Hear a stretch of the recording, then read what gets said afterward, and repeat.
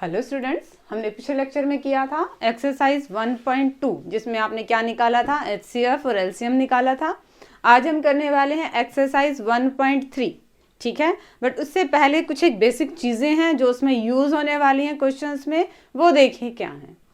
First आपकी एक प्रमेय जो यूज़ होनी है उसमें, इसका प्रूफ नहीं है, आपका प्रूफ नहीं करना है आपने, बट इसका यूज़ होना है स्टेटमेंट का। देखिए क्या है।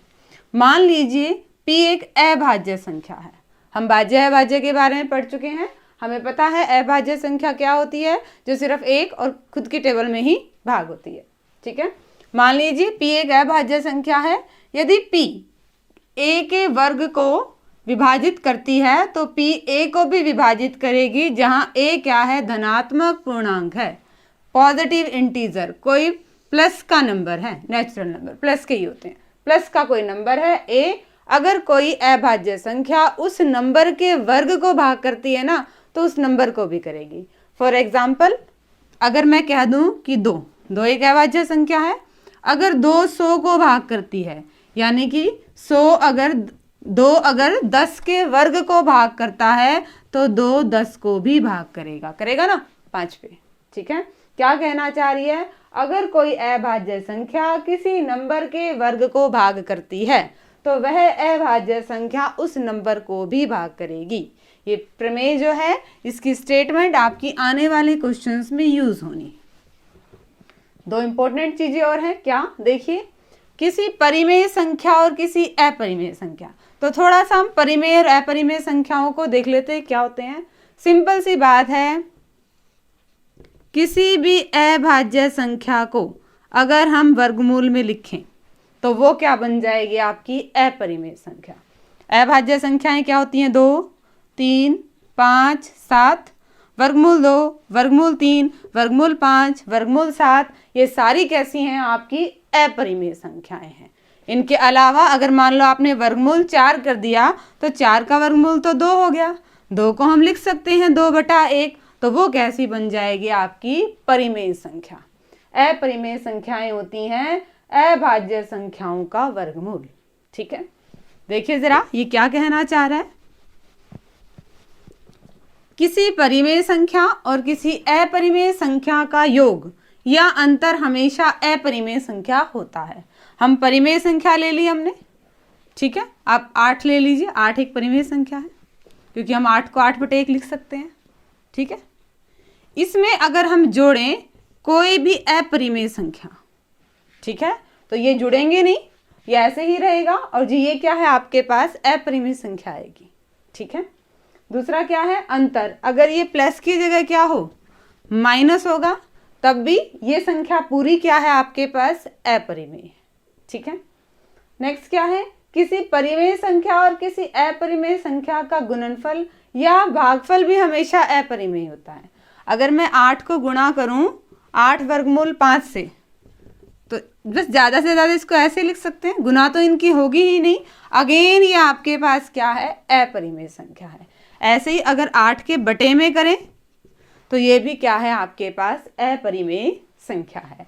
तो ये आपको एज ए फिलअप या फिर MCQs में आ सकते हैं, क्या कि किसी परिमेय संख्या और अपरिमेय संख्या का जोड़ भी अपरिमेय होता है, इन दोनों का अंतर भी अपरिमेय होता है, इन दोनों की गुणा भी कैसी होती है, अपरिमेय होती है। एक कंडीशन और लिख लो, शून्येतर, ये शून्य नहीं होनी चाहिए। ठीक है, अगर ये शून्य होगी तो इनकी गुणा क्या आ जाएगी, शून्य आ जाएगी, और शून्य क्या है, बटे में 1 कर सकते हैं, ये परिमेय संख्या है, तो ये शून्य नहीं होनी चाहिए। ठीक है, शून्य के अलावा कोई परिमेय संख्या और अपरिमेय संख्या की गुणा या भागफल भी हमेशा क्या होता है, अपरिमेय होता है। तो ये कुछ एक बेसिक था एक्सरसाइज से रिलेटेड। और अब देखिए एक्सरसाइज 1.3।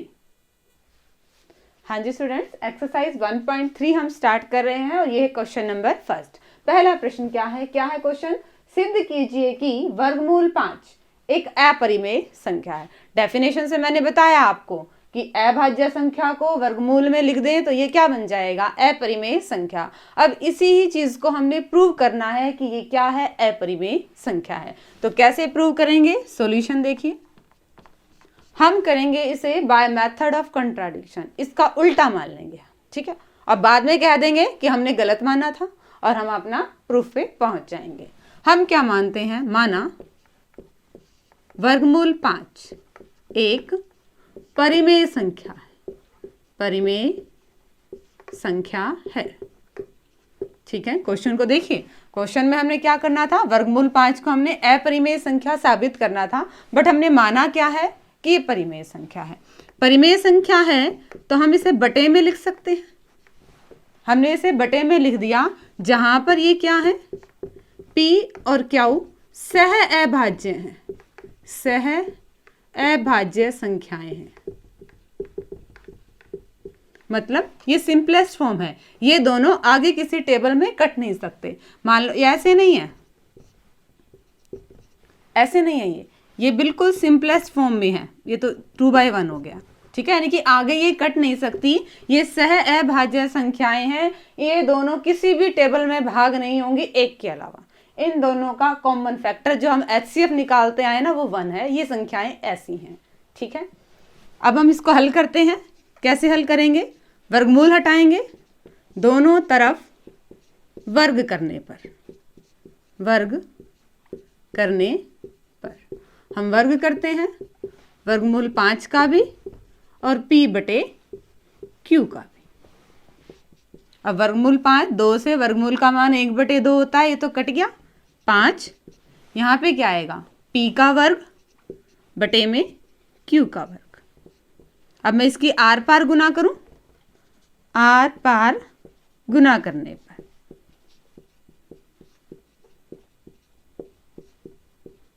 गुना करते हैं आर पार, क्या आएगा, P का स्क्वायर बराबर में 5 Q का स्क्वायर या वर्ग कह दो। आर पार गुना कर दी, 1 की P की 2 से और 5 की Q की 2 से। अब हमने क्या किया, जो ये 5 गुना में है इसे भाग में ले आए, P की घात 2 बटे में 5 बराबर Q स्क्वायर। अब हमने जो थ्योरम पढ़ी थी, जो प्रमेय पढ़ी थी, अब उसका यूज करेंगे। यहाँ पे क्या कह रहा है कि 5 P के वर्ग को भाग कर रहा है। 5 हमारी अभाज्य संख्या होगी। 5 अगर P के वर्ग को भाग कर रहा है तो 5 किसको भाग करेगा, P को भी। ये हमने थ्योरम में पढ़ा था, अगर कोई अभाज्य संख्या किसी नंबर के वर्ग को भाग कर रही है तो वो उस नंबर, उस संख्या को भी भाग करेगी। यहाँ 5 P की 2 को विभाजित करती है, विभाजित करती है, अतः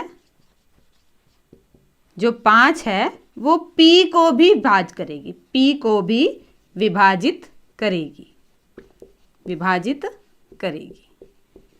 इस स्टेटमेंट को नंबर 1 नाम दे दीजिए, कि इस लाइन को हमने क्या कह दिया, 1 नाम दे दिया। ठीक है, अब देखो 5 अगर P को भाग करेगी तो 5 कैसा नंबर होगा, 5 अगर P को भाग करेगी तो देखिए, हाँ जी स्टूडेंट्स, क्या आ गया हमारे पास, P स्क्वायर बटे 5 बराबर Q स्क्वायर। अब हमने जो पढ़ा था इससे थ्योरम में, आज जो प्रमेय थी उसमें हमने क्या पढ़ा था, अगर कोई अभाज्य संख्या, 5 हमारे पास अभाज्य संख्या है, अगर कोई अभाज्य संख्या किसी संख्या के वर्ग को भाग करती है तो वह संख्या वह नंबर जो अभाज्य संख्या है उस संख्या को भी भाग करेगा।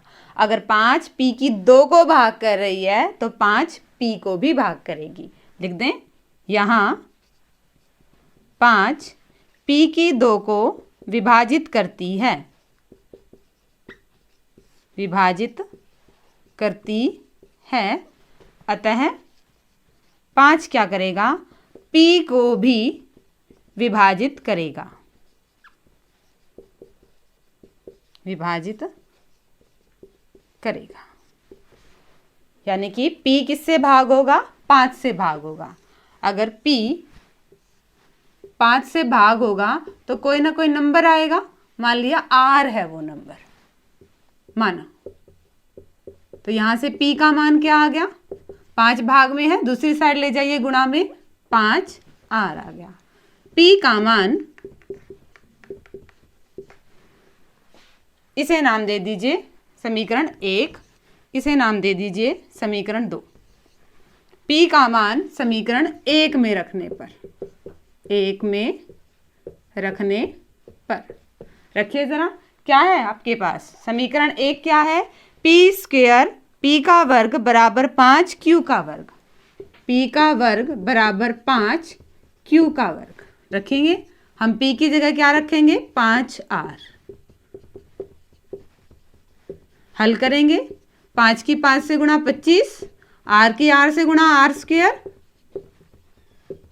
यहां हम क्या करेंगे? 25 गुना में है, दूसरी साइड ले जाइए। 5 क्यू का वर्ग बटे में 25 काट दें, 5 एकम 5, 5 25। यहां से क्या आ गया हमारे पास? r का वर्ग आ गया q का वर्ग बटे में 5। अब दोबारा वही चीज देखिए, 5 एक अभाज्य संख्या है, वो q के वर्ग को विभाजित कर रही है, तो 5 q को भी भाग करेगी। यहां 5 q का वर्ग को विभाजित करती है, विभाजित करती है, अतः 5 q को भी विभाजित करेगी, विभाजित करेगी। इसे नाम दे दीजिए समीकरण 3। अब आप समीकरण 2 और 3 को ध्यान से देखिए। समीकरण 2 क्या कह रहा है? कि 5 p को भाग करती है। समीकरण 3 क्या कह रहा है? कि 5 q को भी भाग करती है। यानी कि 5 जो संख्या है वो p और q दोनों को विभाजित कर रही है, p और q दोनों को विभाजित करेगी, दोनों को विभाजित कर रही है। पर हमने देखिए, हमने क्या माना था? p और q सह अभाज्य संख्याएं हैं, यानी कि वो किसी नंबर से, एक के अलावा किसी नंबर से भाग नहीं होंगी। ठीक है, ये तो उल्टा आ गया, इसलिए हमने जो माना था वो तो गलत माना था। अतः हमारी कल्पना गलत है, हमारी कल्पना ये तो गलत साबित हो गई, गलत है। हमने क्या माना था? कि वर्गमूल 5 एक परिमेय संख्या है, अतः वर्गमूल 5 कैसी आ गई आपके पास? अपरिमेय संख्या होगी, अपरिमेय संख्या होगी। दोबारा से देखिए क्वेश्चन को हमने कैसे किया।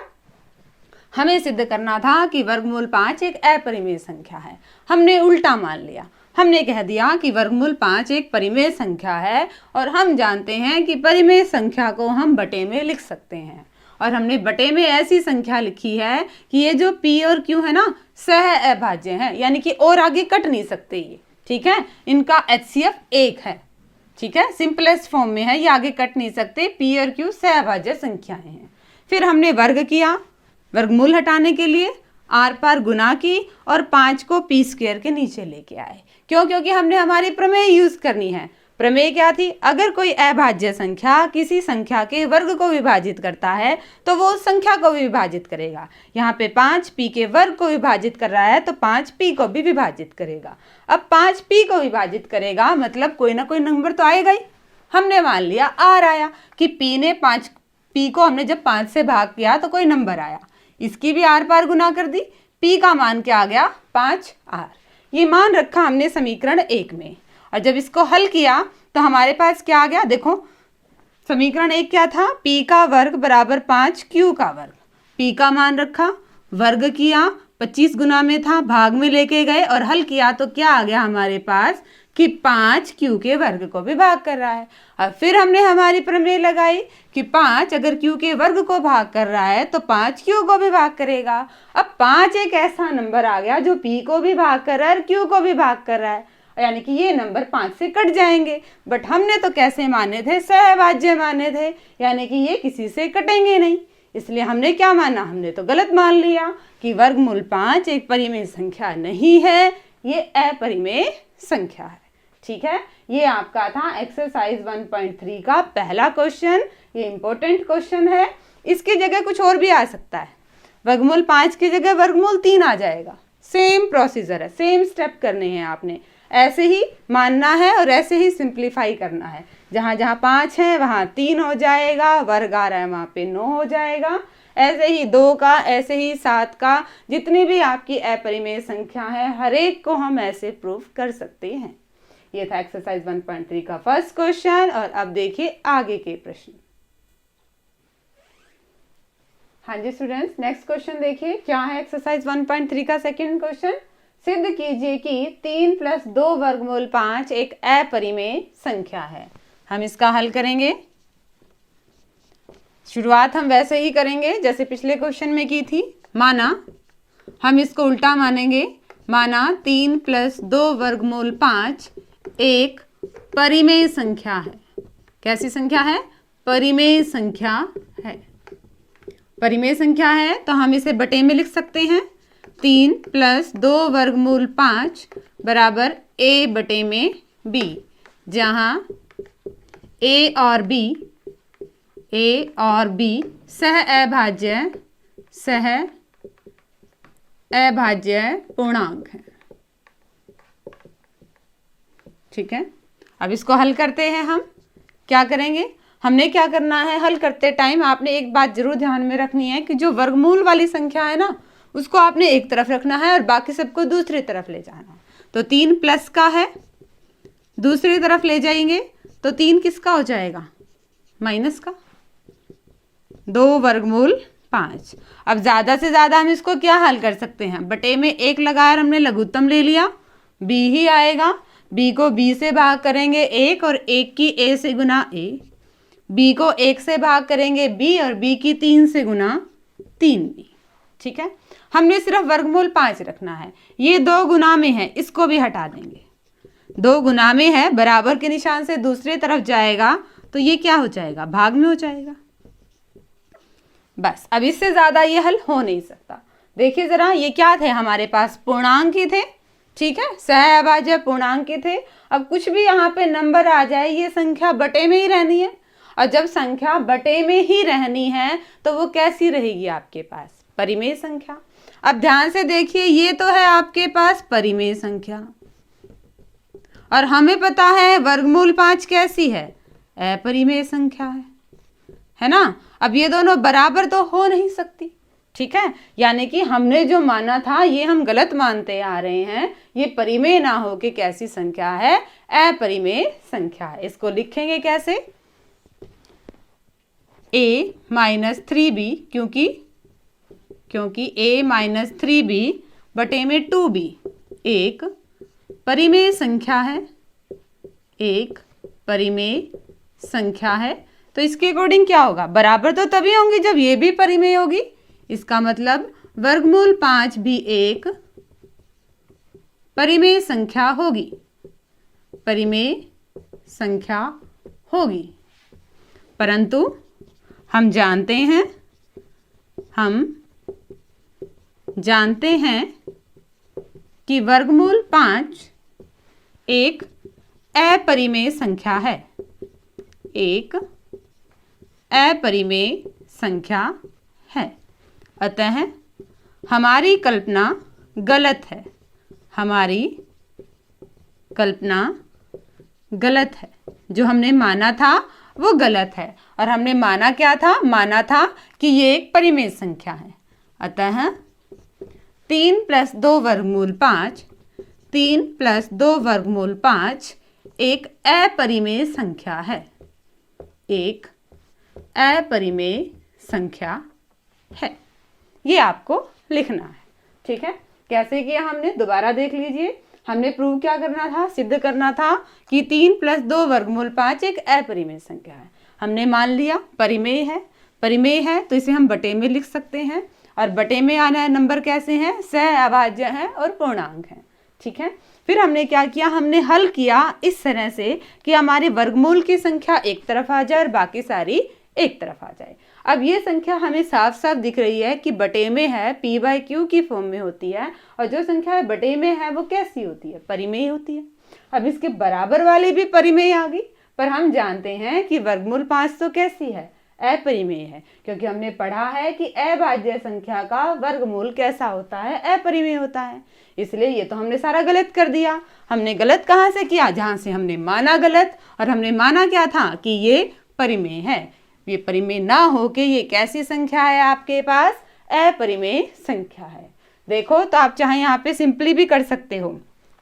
इसको हल किया आपने और यहाँ पे देख सकते हो, या सिंपल भी आप क्या कह सकते हो? देखो, ये परिमेय संख्या है। और ये अपरिमेय संख्या है। और हमने एक रिजल्ट किया था क्या कि परिमेय संख्या और अपरिमेय संख्या का योग हमेशा क्या आना है, अपरिमेय ही आना है। ठीक है, बट हमें क्वेश्चन में मान लो 2 या 3 नंबर का है तो हमें वो प्रूव करना पड़ेगा, तो वो प्रूव करने का तरीका ये है। ये एक्सरसाइज 1.3 का सेकंड क्वेश्चन था। और अब देखिए आगे के क्वेश्चन। हाँ जी स्टूडेंट्स, एक्सरसाइज 1.3 का नेक्स्ट क्वेश्चन देखिए क्या है। इस क्वेश्चन में सिद्ध कीजिए कि निम्नलिखित संख्याएं अपरिमेय हैं। आपने अगेन इनको अपरिमेय प्रूव करना है। 3 पार्ट हैं, मैं इनमें से कोई एक पार्ट करा देती हूँ। फर्स्ट पार्ट और थर्ड पार्ट आप खुद करना, हम सेकंड पार्ट को डिस्कस करते हैं। क्या है सेकंड पार्ट? 7 वर्गमूल 5। हमने इसे क्या सिद्ध करना है? हमने सिद्ध करना है अपरिमेय। अगेन हम मेथड ऑफ कंट्राडिक्शन लगाएंगे, यानी कि विपरीत मानेंगे। माना 7 वर्गमूल 5 एक परिमेय संख्या है, एक परिमेय संख्या है। परिमेय संख्या है तो हम इसे क्या लिख सकते हैं? बटे में लिख दें a बटा b, जहां a और b सह अभाज्य पूर्णांक हैं। एक चीज और ध्यान रखिएगा, साथ में ये भी मान लीजिएगा कि b 0 के बराबर नहीं है। पिछले क्वेश्चंस में भी आप लिख लीजिएगा कि b का मान 0 के बराबर नहीं है, नीचे वाली वैल्यू 0 नहीं है। अगर नीचे का मान 0 हो गया तो ये आपका इन्फिनिटी बन जाता है, डिफाइंड नहीं होता, इसे परिभाषित नहीं है। इसलिए ये b का मान 0 के बराबर नहीं है, ये पिछले क्वेश्चंस में भी आपने लिखना है। ठीक है, हल करें इसको। क्या हल करना होता है इन क्वेश्चन में? हमने कि वर्गमूल की टर्म एक साइड और बाकी सब दूसरी साइड। तो यहाँ पे क्या है? सिर्फ 7 है और ये गुना में है, तो हम क्या करेंगे? 7 को दूसरी तरफ ले जाएंगे तो ये क्या हो जाएगा? भाग में हो जाएगा। बस, इससे आगे तो सिंप्लीफाई हो ही नहीं रहा, हल हो ही नहीं रहा। अब देखिए ये बटे में है और बटे में संख्या होती है तो क्या हो गया? ये परिमेय हो गया। देखो यहाँ पे b का मान इसलिए 0 नहीं था, अगर b का मान 0 होगा तो ये सारी टर्म फिर से क्या हो जाएगी? नॉट डिफाइंड, परिभाषित ही नहीं होगी। इसलिए b का मान 0 नहीं है, ये लिखना जरूरी है। ठीक है, लिखिए जरा। यहाँ a बटे में 7b, यहाँ a बटे में 7b एक परिमेय संख्या है, परिमेय संख्या है। ये परिमेय है तो इसके बराबर वाली भी क्या होगी? परिमेय संख्या होगी, एक परिमेय संख्या होगी। अतः वर्गमूल 5 भी एक परिमेय संख्या होगी। परंतु हम जानते हैं कि वर्गमूल 5 कैसी संख्या है? एक अपरिमेय संख्या है, एक अपरिमेय संख्या है। इसलिए हमारी कल्पना गलत है। हमने जो माना था वो गलत माना था, क्योंकि गलत मान के हम गलत निष्कर्ष पर पहुंचे हैं। हमारी कल्पना गलत है। हमने माना क्या था कि ये एक परिमेय संख्या है, तो ये कैसी संख्या होगी? एक अपरिमेय संख्या होगी, अपरिमेय संख्या है। ठीक है, आप डायरेक्ट करना चाहें डायरेक्ट भी हो सकता है। 7 वर्गमूल 5 है क्या? 7 और वर्गमूल 5 की गुना। हमने पढ़ा था कि परिमेय संख्या और अपरिमेय संख्या का गुणनफल हमेशा कैसा होता है? अपरिमेय ही होता है।